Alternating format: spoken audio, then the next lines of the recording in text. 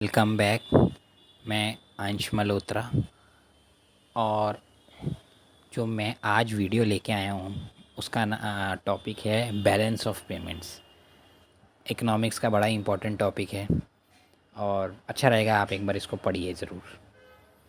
तो ये है क्या?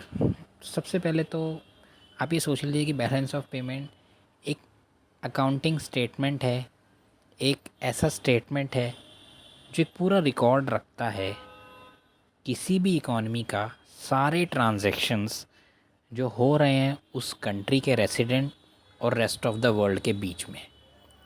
आप ये देख लीजिए, बैलेंस ऑफ पेमेंट एक ऐसा स्टेटमेंट है, ऐसा अकाउंटिंग स्टेटमेंट है जो एक सिस्टमेटिक रिकॉर्ड होता है जो भी ट्रांजैक्शंस हो रहे हैं किसी रेसिडेंट किसी कंट्री के और बाहर की दुनिया के साथ एक गिवन ईयर के अंदर। जनरली एक ईयर के अंदर होता है, एक फाइनेंशियल ईयर के अंदर बैलेंस ऑफ पेमेंट उसी के अंदर प्रिपेयर होता है। ठीक है ना?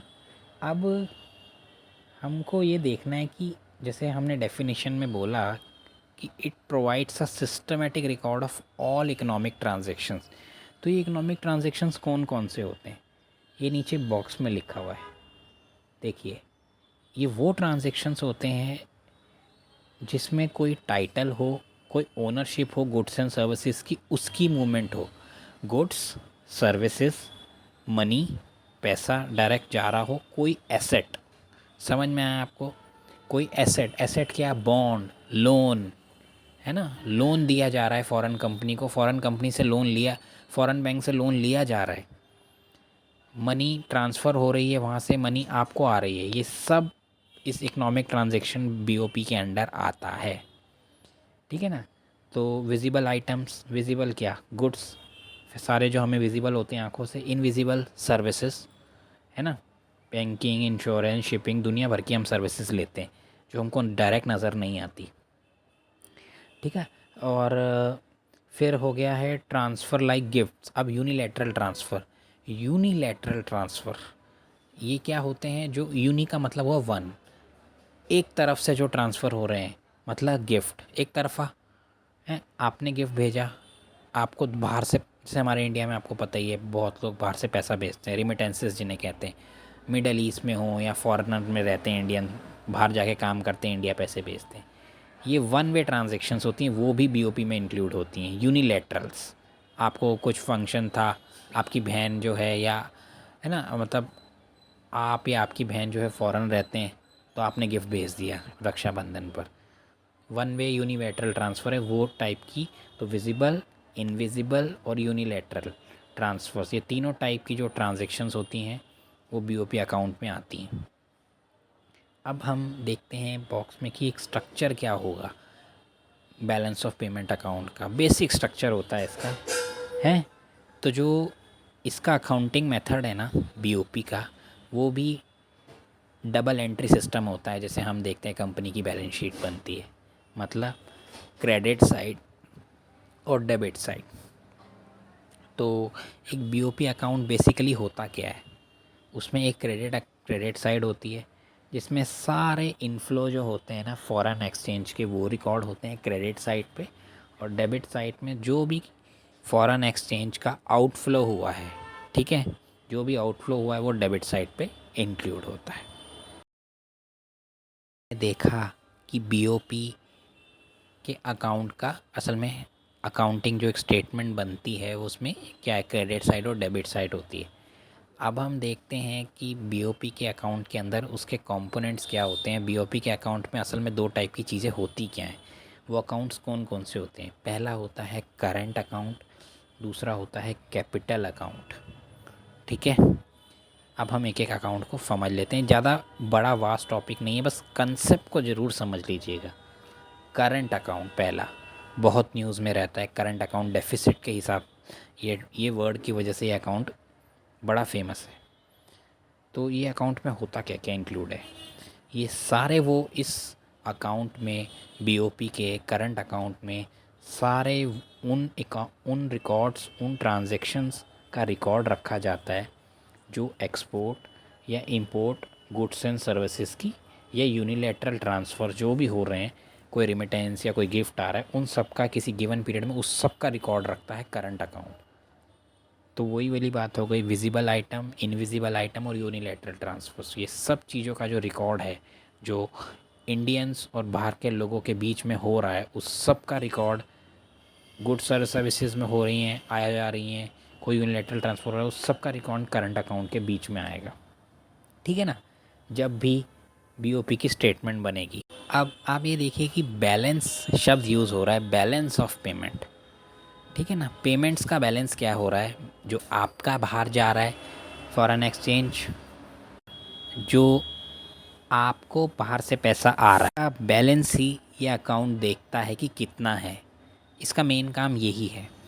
तो करंट अकाउंट पे जब हम बैलेंस की बात करें तो इस टाइप के जो आपने देखा गुड्स एंड सर्विसेज और यूनिलैटरल ट्रांसफ़र है, ये आ भी रही हैं और जा भी रही हैं। हम इस अकाउंट पे बैलेंस की बात करते हैं तो करंट अकाउंट सरप्लस कब होगा, वही जब एक्सपोर्ट ज़्यादा हो रहा है, मतलब नेट इनफ्लो, इन सब चीज़ों का आपको ज़्यादा पैसा आया, नेट जो है वो आपको फॉरेन एक्सचेंज ऐड हुआ है, फॉरेन एक्सचेंज नेट, तो हम कहेंगे करंट अकाउंट में सरप्लस है। अब ये समझ लीजिए कि गुड्स एंड सर्विसेज जो हैं का जो एक्सपोर्ट है वो ज़्यादा हुआ वो इम्पोर्ट से।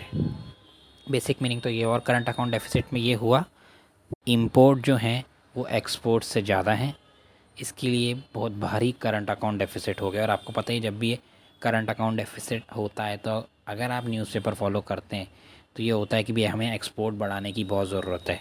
तो क्या होगा, जैसे ही आप एक्सपोर्ट बढ़ाएंगे और मान लीजिए वो बढ़ाकर आपने इंपोर्ट से ऊपर ले गए तो करंट अकाउंट डेफिसिट सरप्लस में बदल जाएगा। तो करंट अकाउंट, या फिर एक शब्द होता है बैलेंस ऑफ ट्रेड, वो होता ही ये है कि balance of trade equals to export minus import, ये मतलब होता है। अब आप ये देखिए, अब हम देखते हैं कैपिटल अकाउंट क्या चीज़ होती है। देखिए ये वाला अकाउंट वो वाले ट्रांजैक्शंस रिकॉर्ड करता है तो रेसिडेंट किसी कंट्री के और रेस्ट ऑफ द वर्ल्ड के बीच में होते हैं, और ये वो ट्रांजैक्शंस होते हैं जिनकी वजह से एसेट या लाइबिलिटीज़ में किसी भी रेसिडेंट की, हमारी कंट्री की या गवर्नमेंट की में चेंज आता है, which cause a change in the asset और liability of the resident of a country.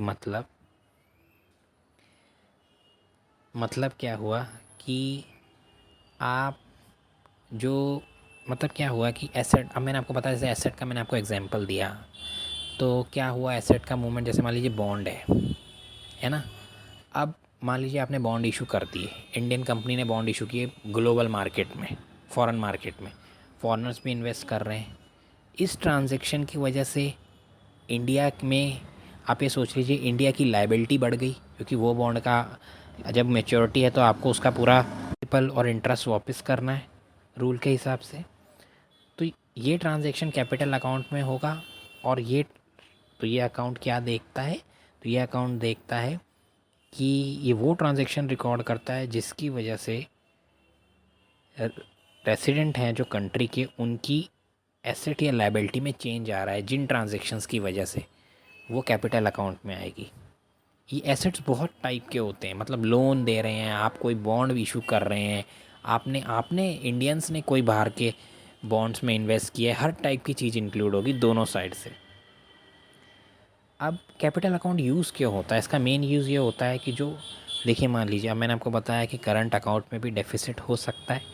मान लीजिए इंपोर्ट बहुत ज़्यादा है किसी कंट्री के एक्सपोर्ट के मुकाबले, हमारे इंडिया में ही देख लीजिए, नेट हम इंपोर्टिंग कंट्री ही हैं, तो कैपिटल जो है, और जो चाइना है वो एक्सपोर्टिंग कंट्री है नेट, तो हमारा करंट अकाउंट पे जनरली जो है वो डेफिसिट ही बना रहता है।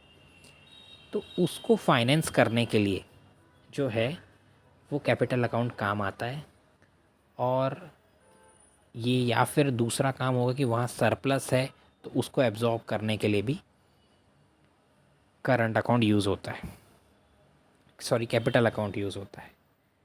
अब कैपिटल अकाउंट के अंदर भी क्या क्या आता है, जैसे हमने करंट अकाउंट में देखा कि उसके अंदर goods and services and unilateral transfer ये इंक्लूड होता है। तो ये इसमें क्या होता है, मान लीजिए बोरोइंग, ये होता है।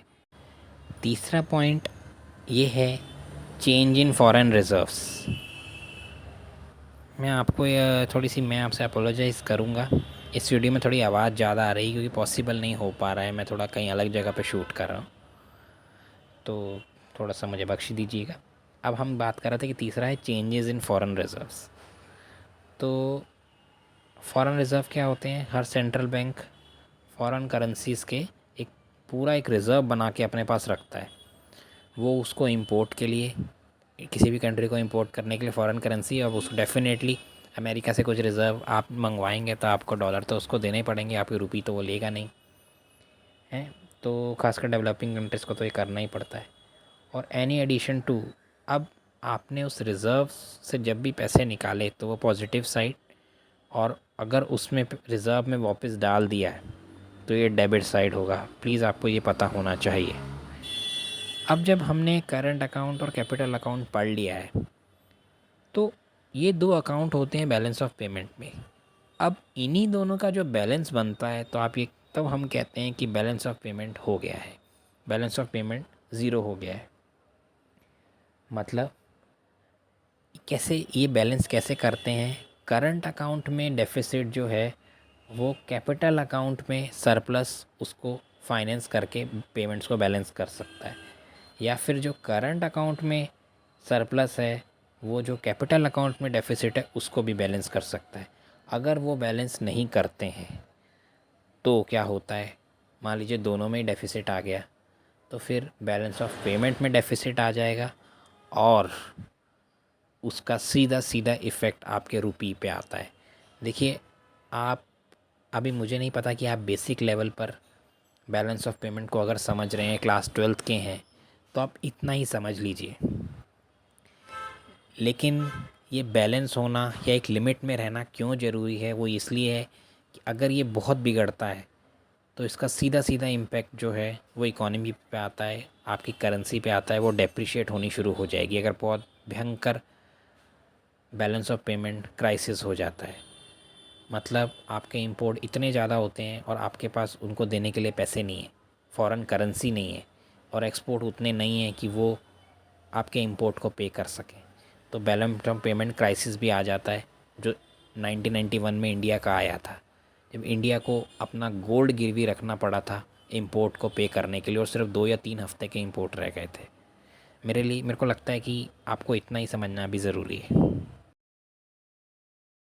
कि दोनों कंपोनेंट समझने के बाद अब बड़ा ही इम्पॉर्टेंट जो चीज़ आ जाती है एक बैलेंस ऑफ पेमेंट अकाउंट में, वो ये होता है कि किसी भी बैलेंस ऑफ पेमेंट अकाउंट में अलग अलग टाइप के आइटम्स होते हैं। तो कुछ आइटम्स जो होते हैं वो ऑटोनोमस होते हैं और कुछ अकोमोडेटिंग होते हैं। तो इनमें डिफरेंस क्या है? कहीं बार आपसे ये डिफरेंस पूछा जाएगा, डायरेक्ट ही पूछ लिया जाएगा अगर आप किसी इंटरव्यू में भी हैं, तो मेरे को लगता है पता होनी चाहिए। या फिर अगर आप क्लास 12th में सीबीएसई के मैक्रो इकोनॉमिक्स है तो भी ये पूछा जा सकता है, बहुत इंपॉर्टेंट। ऑटोनोमस, कोई चीज़ का ऑटोनोमस होना मतलब उसका अपने आप चलते रहना, ऑटोनॉमी होना, फ्रीडम होना। It refers to those international economic transaction जो सिर्फ प्रॉफिट मैक्सिमाइजेशन के लिए किए जाते हैं। ठीक है, ये वो इकोनॉमिक ट्रांजेक्शन्स होते हैं जो प्रॉफिट मैक्सिमाइजेशन के लिए, जैसे एक्सपोर्ट। भाई कोई एक्सपोर्ट पैसे कमाना चाहता है, वो चाहता है कि वो बादाम है, उसको लगता है कि उसके वैरायटी के बादाम बहुत बिकेंगे, प्रॉफिट मैक्सिमाइजेशन मेन काम है। ठीक है ना?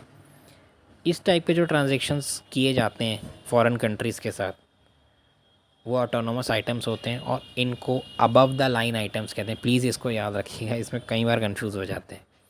ठीक है, ऑटोनोमस ट्रांजैक्शन जो होते हैं वो इंडिपेंडेंट है, मतलब आपका बैलेंस ऑफ पेमेंट सरप्लस में है या डेफिसिट में है, ये ट्रांजैक्शंस होते रहते हैं, इंडिपेंडेंट होते हैं। ये ट्रांजैक्शंस इफ़ेक्ट नहीं होते, मैं ये नहीं कह रहा, ये ट्रांजैक्शन किए जाते हैं independently of the state of balance of payment. मतलब जैसे कि मान लीजिए फॉरेन एक कंपनी है जो इंडिया में इन्वेस्टमेंट कर रही है प्रॉफिट अर्न करने के लिए, तो ये चीज़ वो इसमें उसको बैलेंस ऑफ किसी कंट्री का बैलेंस ऑफ पेमेंट देखने की ज़रूरत नहीं है, उसको दूसरी चीज़ें देखनी। कोई प्लांट लगाना है अमेरिकन कंपनी ने, तो ये देखेगी कि क्या लैंड प्राइसेस अच्छे हैं, इस करेंसी की लोकेशन अच्छी है कि यहाँ से बाकी कंट्रीज़ को भी एक्सपोर्ट किया जा सके, जो हमें मैन पावर चाहिए वो लोकली मिल जाएगी। ये चीज़ें देखने की ज़रूरत है। ये जो ट्रांजैक्शन हुई है इसमें किसी कंट्री के बैलेंस ऑफ पेमेंट की क्या हालत है वो ज़्यादा मैटर नहीं करता, ये उससे इंडिपेंडेंट है। अब आप ये देखिए कि यहीं पे मैं आपको एक बात बता दूं कि जब भी बैलेंस ऑफ पेमेंट जो है सरप्लस में होगा तो जो ऑटोनोमस रिसिप्ट्स हैं वो हमेशा ज़्यादा होंगे ऑटोनोमस पेमेंट्स के। मतलब ऑटोनोमस रिसिप्ट हुए कि कितना इन ट्रांजेक्शन से पैसा आया जो ऑटोनोमस आइटम्स के अंदर आती हैं वो ज़्यादा रहेगा जब ऑटोनोमस पेमेंट्स से ये ज़्यादा रहेगा जो पेमेंट आपने की है। उल्टा हो जाएगा, वो डेफिसिट में है तो ये उल्टा हो जाएगा, जो ऑटोनोमस रिसिप्ट्स हैं वो लेस होंगी ऑटोनोमस पेमेंट के। अब है अकोमोडेटिंग आइटम्स। वो क्या होते हैं? देखिए वो टाइप के ट्रांजेक्शन्स को रेफ़र करते हैं जो किए जाते हैं बैलेंस ऑफ पेमेंट के गैप को कवर करने के लिए। उस टाइप के इकोनॉमिक ट्रांजेक्शन अकोमोडेटिंग, हम अकोमोडेट करते हैं लॉस को, ठीक है ना। और जो थोड़ा सा हाई लेवल का समझ रहे हैं वो आप ये देखिएगा कि जो मॉनेटरी पॉलिसी आती है आरबीआई की, वो कहती है कि हमारा अकोमोडेटिव स्टांस है।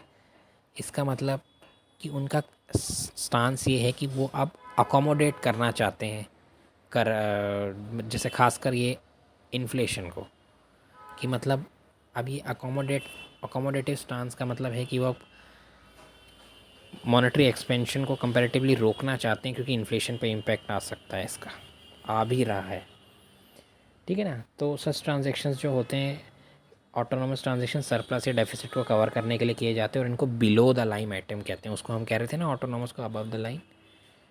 ये एक तरीके से कंपनसेटिंग ट्रांजेक्शन्स होती हैं कि लॉस को कंपनसेट करने के लिए, और कोई भी अगर डिसइक्विलिब्रियम आ गया है बैलेंस ऑफ पेमेंट का सरप्लस या डेफिसिट होने की वजह से तो उसको कवर करने के लिए होते हैं। किस चीज़ से कवर किया जा सकता है? फॉरेन एक्सचेंज रिज़र्व से, जो आपके पास फॉरेन करेंसी का रिज़र्व है। आरबीआई जैसे आज कर रहा है रुपये को प्रोटेक्ट करने के लिए, है ना। तो जैसे क्या है कि सोर्सेज, मान लीजिए फॉरेन एक्सचेंज रिज़र्व है, उसका यूज़ किया जाता है डेफिसिट को कवर करने के लिए, है ना। कई बार ऐसा किया जाता है, आज भी कर रहा है RBI. Borrowing from IMF definitely, जैसे अब जो श्रीलंका लगा हुआ है उसके पास अपने फॉरेन रिजर्व्स ऑलमोस्ट नील है, आईएमएफ से डील है। पाकिस्तान जो है आईएमएफ से डील कर रहा है, कुछ दिनों के जो हैं उसके फॉरेन रिज़र्व रहते हैं और वो 22 बार जा चुका है आईएमएफ। तो कई बार कई कंट्रीज़ हैं जिनको फॉरेन एक्सचेंज या बीओपी में ऐसी प्रॉब्लम आ जाती है तो फिर वो उसको इस टाइप से डेफिसिट करते हैं, क्योंकि याद रखिएगा मैंने जो बताया था कि अगर बीओपी में बहुत बड़ा डेफिसिट है तो उसका करेंसी पे इम्पैक्ट आता है, वो डेप्रिशिएट होती है, और जब आपकी करेंसी डेप्रिशिएट होगी तो आपके इंपोर्ट बहुत महंगे हो जाएंगे। अब फाइनली जो है ये आपको मैंने आरबीआई की एनुअल जो रिपोर्ट है उसमें से ये साइट से ये पूरा डाटा दिखाया हुआ है कि बैलेंस ऑफ पेमेंट रियलिटी में कैसे होता है। जैसे ये बता रहे हैं कि इंडिया का इस समय जो लेटेस्ट है, जो पीछे फाइनेंशियल ईयर गया है 21-22 में आपका 21 अप्रैल से लेके मार्च 2022 तक, तो ये वो डाटा है और आरबीआई की एनुअल रिपोर्ट से लिया गया है। तो वो मैं आपको दिखाना चाहता था कि रियलिटी में ये क्या होता है, कैसे होता है, और आजकल बीओपी में इंडिया की क्या हालत है। तो अगर आप ये देखिए तो ए जो है पहला ऊपर करंट अकाउंट लिखा हुआ है, बी में कैपिटल अकाउंट लिखा हुआ है, और इनके अंदर वही आपको जो मैंने बताया था अलग अलग टाइप के एलिमेंट्स हैं। अब अगर आप ए में देखें करंट अकाउंट के अंदर 5th पॉइंट, तो करंट अकाउंट बैलेंस लिखा हुआ है, ठीक है।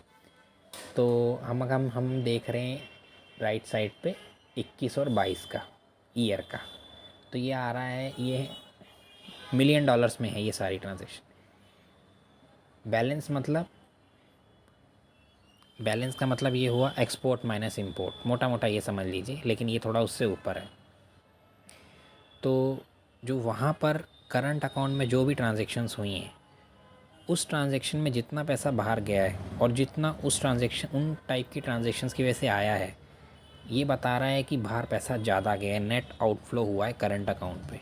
कितना हो गया है? ऑलमोस्ट 26 मिलियन डॉलर्स तक का। अब हम बी में कैपिटल अकाउंट के अंदर नीचे 8th नंबर पे कैपिटल अकाउंट पे बैलेंस देखते हैं, ठीक है ना। तो वो कितना है? वो है 89 मिलियन डॉलर्स का,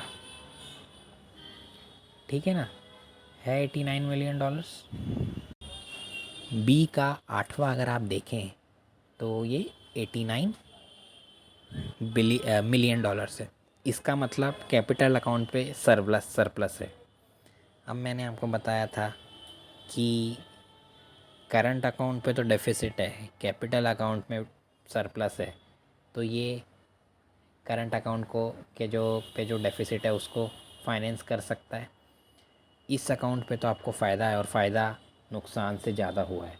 तो ओवरऑल बैलेंस ऑफ पेमेंट जब आप दोनों कैपिटल अकाउंट और करंट अकाउंट को प्लस कर देंगे तो ओवरऑल जो है 63 मिलियन डॉलर्स का बैलेंस ऑफ पेमेंट सरप्लस है। और ये एक बहुत अच्छी बात है किसी कंट्री के लिए। अगर आप हर साल देख लेना तो इवन सिर्फ आप देख लीजिए 2018-19 जो है उसमें थोड़ा सा बीओपी नेगेटिव में हो गया, जो भी इतनी रिस्की काम नहीं है। ओवरऑल बैलेंस ऑफ पेमेंट में इंडिया का सरप्लस ही रहा है, और जो बहुत ही अच्छी बात है किसी कंट्री के लिए। तो ये मैंने आपको प्रैक्टिकल एग्जांपल भी दिखा दिया कि बैलेंस ऑफ पेमेंट असल में होता कैसे, जो अकाउंट इंडिया का है ना। कंसेप्ट के बाद आपको थोड़ी सी जब आप कोई रियल लाइफ एग्जांपल देख लेते हैं तो चीज़ ज़्यादा अच्छे से दिमाग में बैठ जाती है। तो फाइनली ये टॉपिक में इतना ही। एग्ज़ाम पॉइंट ऑफ व्यू से इतना समझना बहुत है, चाहे आप सीबीएसई के हों या आप यूपीएससी में ही क्यों ना हो, या आप आरबीआई ग्रेड बी में ही क्यों ना हो। तो अगर कोई चीज़ गलत लगे तो प्लीज़ कमेंट सेक्शन में बताइएगा, या कोई कमी लगे वीडियो को लाइक कर दीजिएगा, शेयर भी कर दीजिएगा। शेयर कर दीजिएगा अगर आपको लगता है कि किसी और के ये काम आ सकती है, और चैनल सब्सक्राइब कर दीजिएगा इस टाइप के और वीडियोस देखने के लिए। Thank you and have a nice day.